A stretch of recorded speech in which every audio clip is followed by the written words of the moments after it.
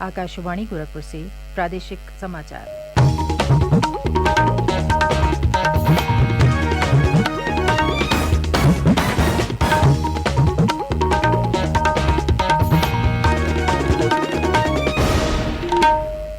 नमस्कार। समाचार बुलेटिन के साथ मैं सुकेत अस्थाना। पहले मुख्य समाचार। मुख्यमंत्री योगी आदित्यनाथ ने परिषदीय विद्यालयों के छात्र छात्राओं को यूनिफॉर्म और स्टेशनरी के लिए धनराशि अंतरण की प्रक्रिया का किया शुभारंभ। कहा, प्रदेश सरकार कर रही है सरकारी स्कूलों का कायाकल्प। विधान परिषद की 2 रिक्त सीटों पर उपचुनाव के लिए दाखिल नामांकन पत्रों की जांच आज की जाएगी। प्रदेश में मतदाताओं से स्वैच्छिक रूप से आधार नंबर एकत्र करने का कार्यक्रम शुरू। और राष्ट्रीय परीक्षा एजेंसी ने संयुक्त विश्वविद्यालय प्रवेश परीक्षा के दूसरे चरण के लिए प्रवेश पत्र जारी किए।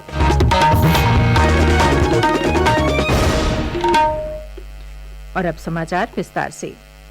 मुख्यमंत्री योगी आदित्यनाथ ने प्रदेश के 1,91,00,000 छात्र छात्राओं को स्कूल बैग, यूनिफॉर्म और स्टेशनरी की खरीद के लिए धनराशि अंतरण की प्रक्रिया का कल शुभारंभ किया। इसके तहत कक्षा 1 से 8 तक के सभी विद्यार्थियों के अभिभावकों के बैंक खाते में 1,200 रुपए की धनराशि डीबीटी के माध्यम से भेजी जा रही है। इस अवसर पर कल लखनऊ में आयोजित कार्यक्रम में श्री योगी ने कहा कि प्रदेश सरकार परिषदीय विद्यालयों का कायाकल्प कर रही है। उन्होंने कहा कि वर्ष 2017 से पहले 60 से 70% विद्यार्थी नंगे पांव स्कूल जाते थे, लेकिन उनकी सरकार ने हर विद्यार्थी को जूते मोजे उपलब्ध कराए हैं और उन्हें निजी स्कूलों की तर्ज पर अच्छी शिक्षा दी है। मुझे याद है 2017 से पहले 60 से 70% बालिकाएं ऐसी थी जो नंगे पैर जिन्हें स्कूल आने के लिए मजबूर होना पड़ता था। बालकों में भी एक बड़ी संख्या ऐसी थी जो नंगे पैर स्कूल आते थे, जैसे तैसे स्कूल आ गए। लेकिन जब बैग, यूनिफॉर्म, जूते, मोजे, स्वेटर, बैग आदि उन्हें मिलना प्रारंभ हुआ, आज बेसिक शिक्षा परिषद का हर बालक बालिका छात्र छात्रा भी इस बात पर गौरव की अनुभूति कर सकती है कि मैं भी किसी पब्लिक और कॉन्वेंट स्कूल की तर्ज पर अच्छी शिक्षा प्राप्त करने का हकदार है। और अपने उस हक के साथ जब स्कूल जाता है, स्कूल में नया पाठ्यक्रम हम लोगों ने लागू किया, नए वहां पर जो अभिनव प्रयोग किए, नवाचार किए, आज इसका परिणाम भी हम सबके सामने देखने को मिल रहा है। मुख्यमंत्री ने कहा कि वर्ष 2017 में उन्होंने प्रदेश में स्कूल चलो अभियान का शुभारंभ किया था, जिसके अच्छे परिणाम आए हैं। श्री योगी ने कहा कि परिषदीय विद्यालयों में विद्यार्थियों की संख्या 1,34,00,000 से बढ़कर 1,91,00,000 हो गई है। उन्होंने कहा कि ऑपरेशन कायाकल्प से स्कूलों में बुनियादी सुविधाओं को बेहतर किया गया है। मुख्यमंत्री ने कहा कि सरकार ने स्कूलों में अध्यापकों की संख्या बढ़ाने पर विशेष जोर दिया है। राज्य में 1,62,000 शिक्षकों की भर्ती की गई है। प्रदेश में विधान परिषद की 2 रिक्त सीटों पर उपचुनाव के लिए दाखिल नामांकन पत्रों की जांच आज की जाएगी। इससे पूर्व भाजपा के दोनों प्रत्याशियों धर्मेंद्र सिंह सेंथवाल और निर्मला पासवान ने कल नामांकन किया। मुख्यमंत्री योगी आदित्यनाथ, भाजपा प्रदेश अध्यक्ष स्वतंत्र देव सिंह और उप मुख्यमंत्री केशव प्रसाद मौर्य सहित प्रदेश सरकार के कई मंत्री और भाजपा के वरिष्ठ नेता नामांकन दाखिल करने के समय पार्टी प्रत्याशियों के साथ विधान भवन में मौजूद रहे। समाजवादी पार्टी के प्रत्याशी कीर्ति कोल ने भी नामांकन के अंतिम दिन कल पर्चा दाखिल किया। उनके साथ भी सपा के कई वरिष्ठ नेता उपस्थित रहे। 4 अगस्त तक नाम वापस लिए जा सकते हैं। चुनाव 11 अगस्त को होगा और इसी दिन मतों की गिनती की जाएगी।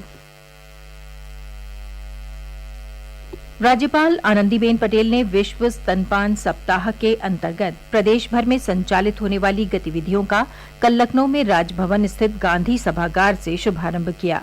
इस अवसर पर उन्होंने कहा कि मां के दूध को सर्वोत्तम आहार माना गया है और इसीलिए स्तनपान को बढ़ावा देने के लिए अभियान चलाया जा रहा है।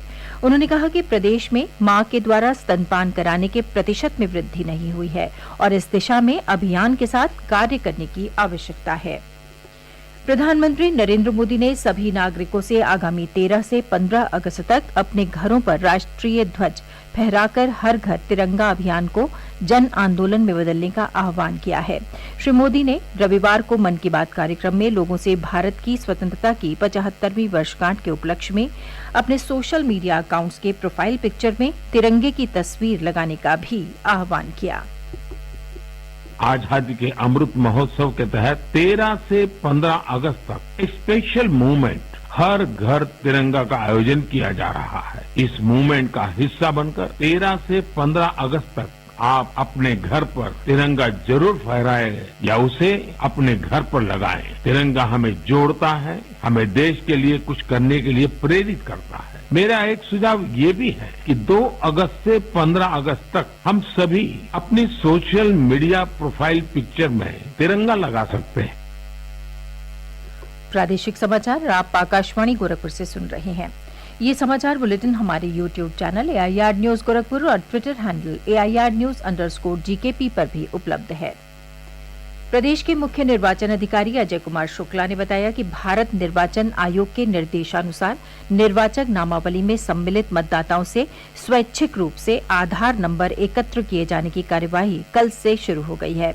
उन्होंने कहा कि मतदाता वोटर पोर्टल या ऐप पर ऑनलाइन फॉर्म 6B भर सकते हैं और UIDAI में पंजीकृत अपने मोबाइल नंबर पर प्राप्त होने वाले OTP का उपयोग करके आधार को स्वयं प्रमाणित कर सकते हैं। श्री शुक्ला ने बताया कि आधार नंबर एकत्रीकरण के लिए विशेष कैंप के आयोजन हेतु 2 तिथियां 7 और 21 अगस्त निर्धारित की गई है।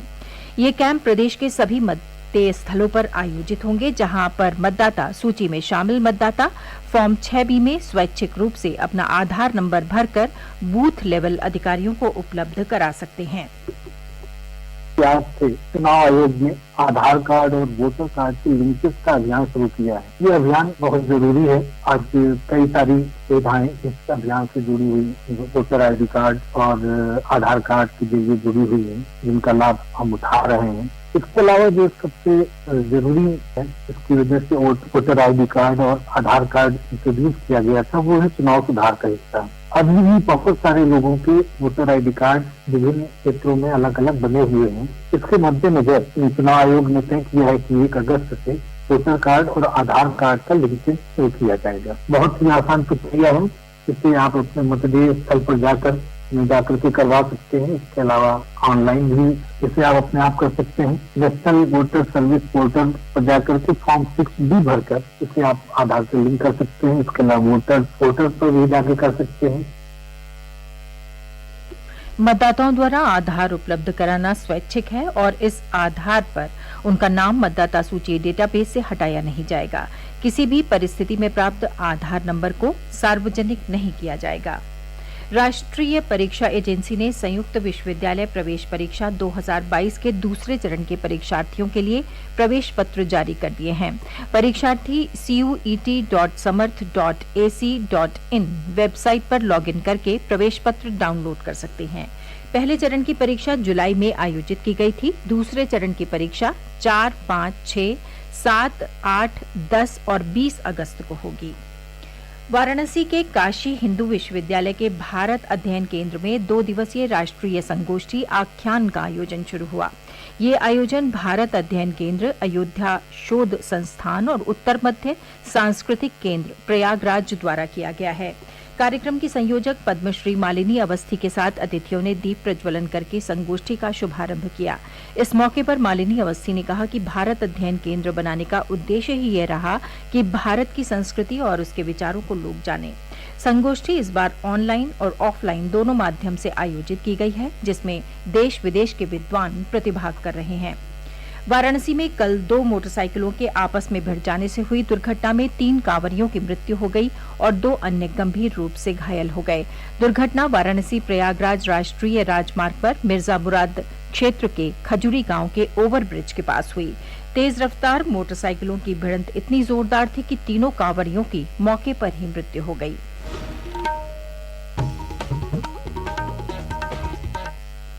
अंत में मुख्य समाचार एक बार फिर। मुख्यमंत्री योगी आदित्यनाथ ने परिषदीय विद्यालयों के छात्र छात्राओं को यूनिफॉर्म और स्टेशनरी के लिए धनराशि अंतरण की प्रक्रिया का किया शुभारंभ। कहा, प्रदेश सरकार कर रही है सरकारी स्कूलों का कायाकल्प। विधान परिषद की 2 रिक्त सीटों पर उपचुनाव के लिए दाखिल नामांकन पत्रों की जांच आज की जाएगी। प्रदेश में मतदाताओं से स्वैच्छिक रूप से आधार नंबर एकत्र करने का कार्यक्रम शुरू और राष्ट्रीय परीक्षा एजेंसी ने संयुक्त विश्वविद्यालय प्रवेश परीक्षा के दूसरे चरण के लिए प्रवेश पत्र जारी किए। इसके साथ ही समाचार बुलेटिन समाप्त हुआ। नमस्कार।